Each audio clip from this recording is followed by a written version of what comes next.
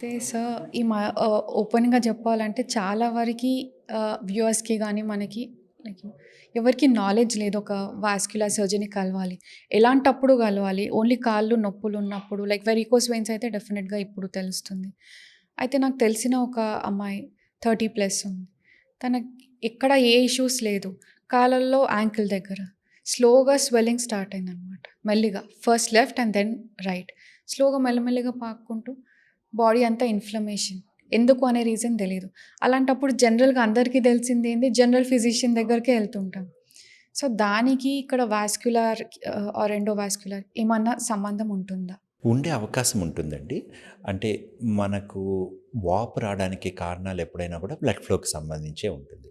ఇది బాడీలో systemic causes అంటారు. అంటే గుండె ప్రాబ్లమ్ ఉన్నా, కిడ్నీ ప్రాబ్లమ్ ఉన్నా, లేదా బ్లడ్‌లో ఏదన్నా అనీమియా లాంటి హుహుహు. ప్రాబ్లమ్స్, హైపోఆల్బుమినిమియా ఇలా జనరల్ కండిషన్స్‌లో కూడా కాళ్ళు వాపులొస్తాయి.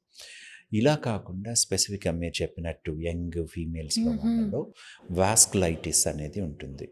సో, ఇలా వాస్కులైటిస్ రిలేటెడ్ కానీ, లేదా లింఫాటిక్ ప్రాబ్లమ్ ఉన్న వాళ్ళలో కానీ, లేదా బయటికి కనబడకుండా కూడా వీనస్ ఇన్సఫిషియన్సీ అంటారు.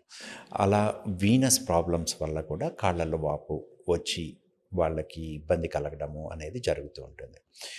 దీనికి ముఖ్యంగా వాస్కులర్ గురించి అవగాహన ఉండకపోవడానికి కారణము కొన్ని సంవత్సరాల వరకు వాస్కులర్ సర్జన్స్ అనేవాళ్ళు ఎక్కువగా లేరు. ఇప్పటికి కూడా ఇండియా మొత్తంలో కలిపి ఒక 600-700 మంది వరకే వాస్కులర్ సర్జన్స్ ఉన్నారు. అందువల్ల ఎక్కువ మందికి వాస్కులర్ సర్జరీ అంటే ఏంటి? ఎప్పుడు వెళ్ళాలి అనే అవగాహన ఉండదు. మీరు అడిగినట్టు ఈ పాదంలో ఆహ్, స్వెల్లింగ్. యాహ్! Swelling yeah! రావడం అనేది చాలా కారణాలు ఉండొచ్చు. బట్ వాస్కులర్ సర్జన్ అనేది బెటర్ పర్సన్ టు ఐడెంటిఫై అంటే వాళ్ళలో ఓకే. కారణాలు ఏంటి అని యాహ్! చూసి ఆహ్, ఎ ట్రీట్మెంట్.